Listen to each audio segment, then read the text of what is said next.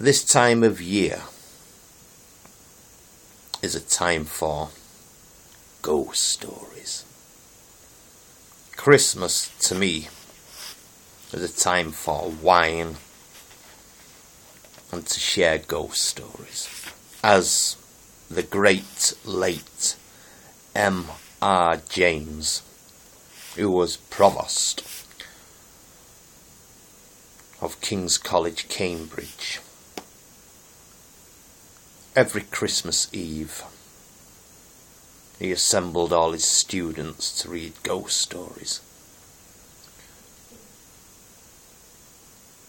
All of those stories are in print and can be enjoyed as I enjoy them. But I want to tell you all about one occasion when I sang at the Palace Theatre, Manchester.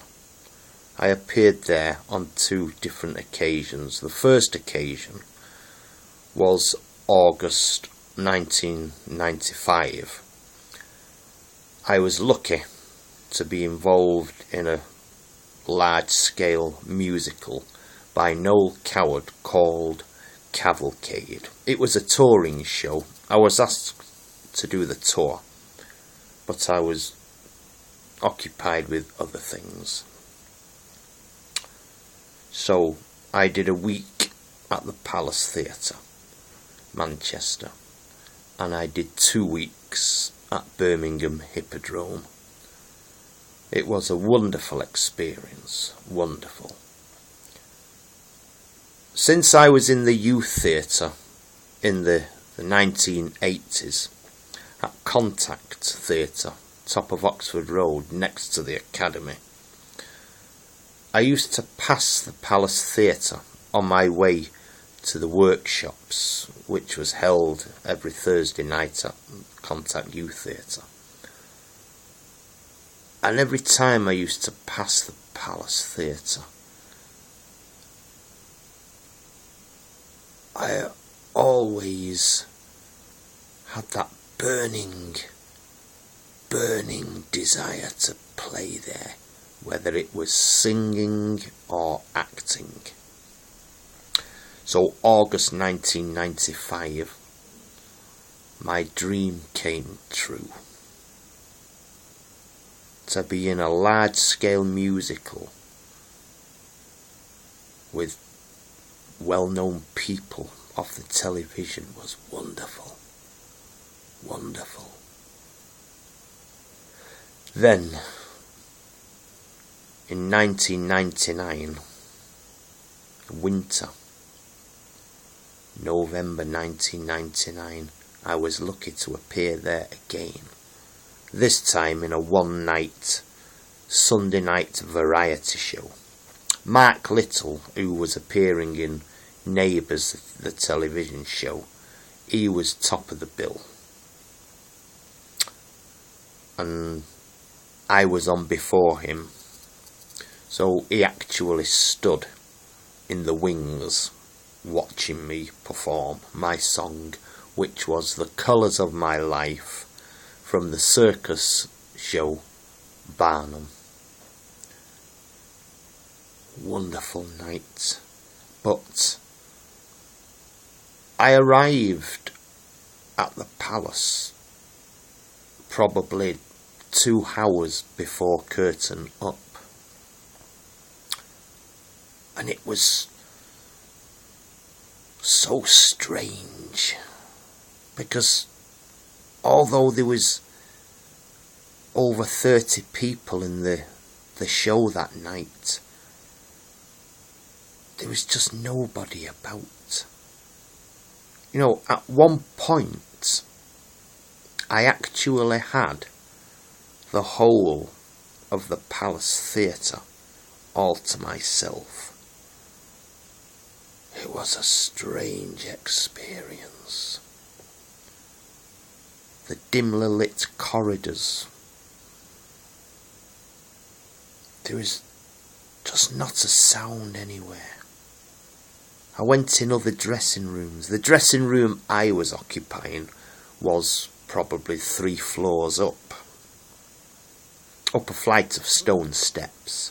I never wanted to use the lift because I wanted to explore the backstage corridors and stairwells and everything about the Palace Theatre.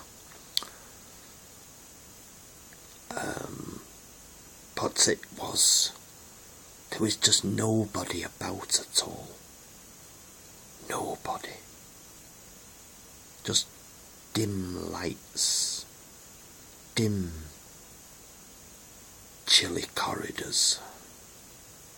And at one point I went out onto Oxford Road for smoke. I went out for a smoke. I went down across Oxford Road, down some steps under the bridge which spans the canal going underneath Oxford Road. And I gazed up at the theatre. And all the time I kept thinking, where was everybody else who was in the show? There was only me there, and it was... I was excited because I was singing there that night. Both my parents and my brother was in the royal box watching me to the left side of the theatre stage. He was watching me from the royal box and videoing my performance as well. They watched me from the royal box in 1995 as well. So I'm very proud of that fact that my parents watched me perform at the Palace Theatre Manchester on 2 different occasions, both from the royal box. But it was very eerie that night. It was just so strange. I never seen anything. But I could feel something was close by. You see, the Palace Theatre is quite a famous Frank Matcham theatre, as is the London Palladium. I've always been interested in old theatres. I've been to London lots and lots of times. I've been in all the London theatres, the Palladium, Theatre Royal Drury Lane, Wyndham's Theatre, the Queen's Theatre. Oh, I've been in all the London theatres. And all these theatres are very well known in this book, which I got at Covent Garden, Theatre Ghosts.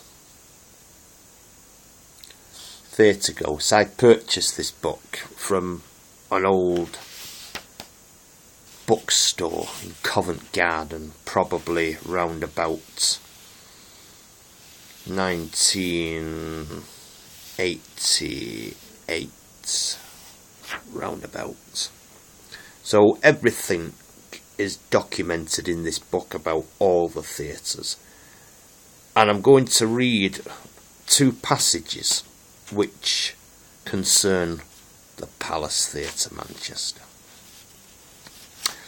One of the province's most famous theatres, the Palace Manchester, opened in 1891 with the idea of bringing culture to the north, but within 3 years after some financially disastrous highbrow programmes, it set out successfully on the road to become the home of variety, attracting all the greatest stars.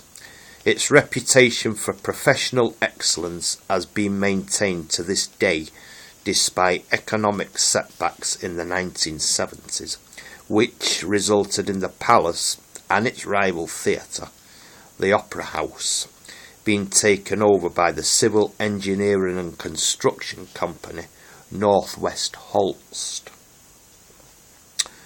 The Palace's Grey Lady, reputed to be that of a cleaner who died on the premises, has been seen on a number of occasions, sometimes clearly, at others as a grey haze.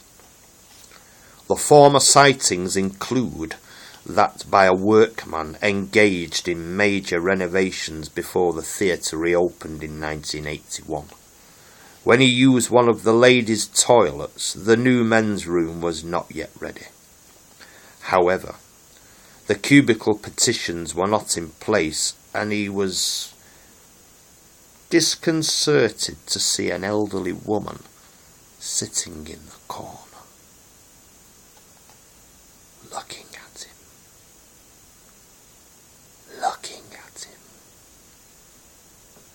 He averted his eyes, and when he looked again, she was sitting in another corner.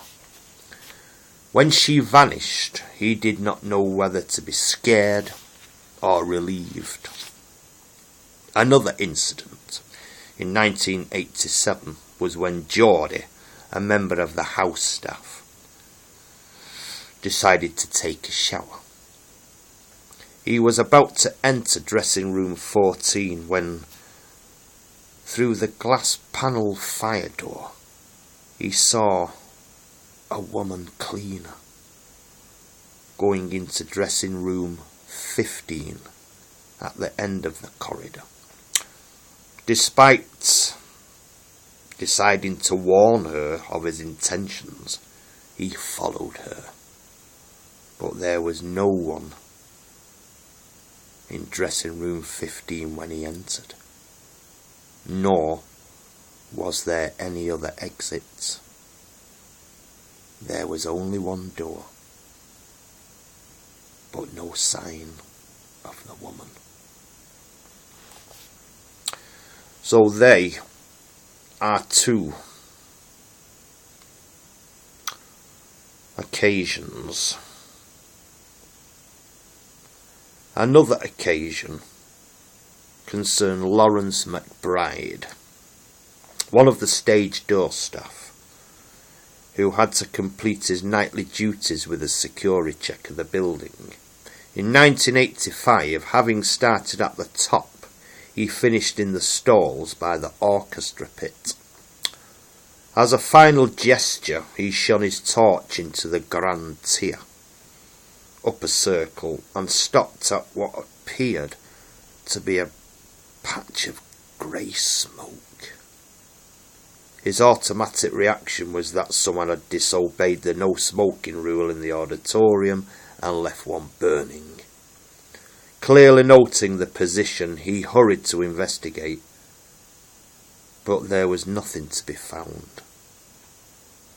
2 years later, something similar happened when he finished his rounds and actually killed the emergency lights, so that the place was in total darkness. I was standing by the orchestra pit rail and for no particular reason glanced up at the circle, he recalls. I saw a pinhead of light. It might have been the size of a fairy light, but from that distance seemed smaller. My first thought was that it was coming from outside, until I remembered that the doors at the back of the circle were closed. Then there was another light in another part, and then another, until it looked like a myriad display. It was a very weird experience. So there you are.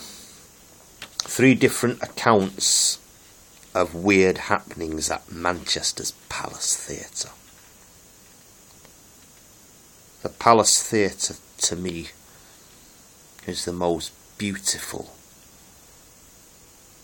wonderful old variety theatre in the country. and to have played there twice, knowing all the time that the palace's grey lady is there. Next time any of you guys go to the Palace Theatre, always remember the palace's grey lady. The palace's grey lady may be watching you. She may be watching you.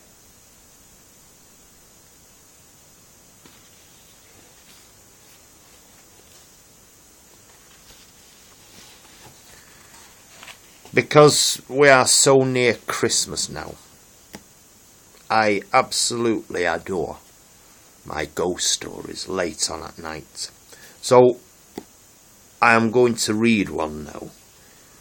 This tale is called You Will Die at Midnight. Probably the most amazing case ever recorded of a death premonition concerned Thomas Lord Littleton. The remarkable event took place in November 1779. Littleton had gone from London to his country house in Epsom, where he was convalescing after an illness. Walking in the large conservatory with Lady Affleck and her two daughters, Littleton noticed a robin perched on an orange tree close by. He tried to catch it, but failed. Seeing the ladies exchange amused glances, he vowed he would catch it, even if it killed him. After a long chase, he succeeded. The next morning, Littleton appeared at the breakfast table, so pale and haggard that his guests anxiously asked him if anything was the matter. Finally, he told them a strange story. The previous night, after he had lain awake for some time, he heard what sounded like the tapping of a bird at his window, followed by a gentle fluttering of wings in his room. Puzzled, he raised himself on an elbow and saw an amazing sight.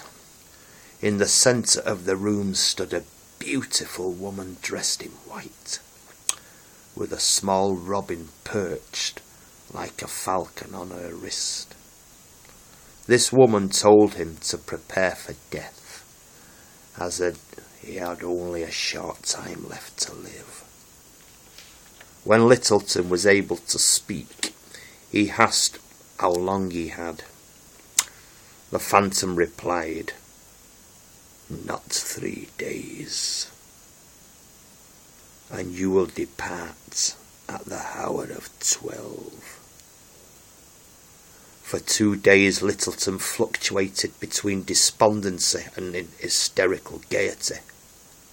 At dinner on Saturday, the 3rd day, he amazed his guests with his wit and vitality, but afterwards he lapsed into a gloomy silence, and as the evening wore on, he grew restless. He could not sit still, but paced restlessly to and fro, muttering incoherently. Every few minutes he took out his pocket watch, gazed at the time, and wiped beads of sweat from his forehead. Eventually, when the hands of his watch read 11:30, he went to his room, without a word of farewell to his guests. He had no idea that not only his own watch, but every clock in the house had been put forward half an hour by well-meaning friends. Sitting up in bed, watch in hand, Littleton awaited the fatal hour of midnight. As the minute hand slowly approached 12, he asked to see his valet's watch and found that it showed the same time as his own. With pounding heart and straining eyes, he watched the minute hand draw nearer and nearer midnight. A minute to go. Half a minute. Then it pointed to the fatal hour. And nothing happened. It crept slowly past. The crisis was over. Littleton put down the watch with a sigh of relief, then broke into wild, hysterical giggling. He spoke to his valet for 10 minutes more and seemed to be his normal self once again, completely at ease. Then he remembered his nightly dose of medicine and asked his valet to prepare it. As no spoon was at hand, the valet stirred it with the handle of a toothbrush that lay on the bedside table. Littleton scolded him for his dirty habits and ordered him to fetch a proper spoon. When the servant returned a few minutes later, Littleton was lying back on his pillow, breathing heavily and with a strange, haunted look in his eyes. The valet ran downstairs to get help. The alarmed guests rushed to his room, but a few moments later, he was dead. He was dead. The watch clutched in his hand, pointing to 12:30. In reality, he had died on the very stroke of midnight.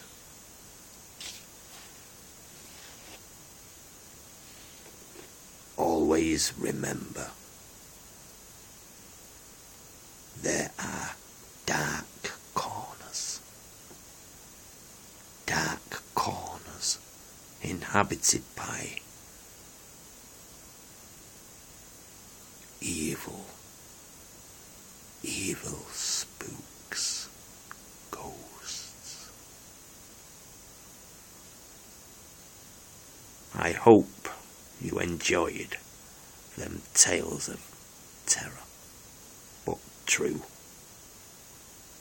So have yourselves a dark, spooky Christmas and a glass of wine. Good night.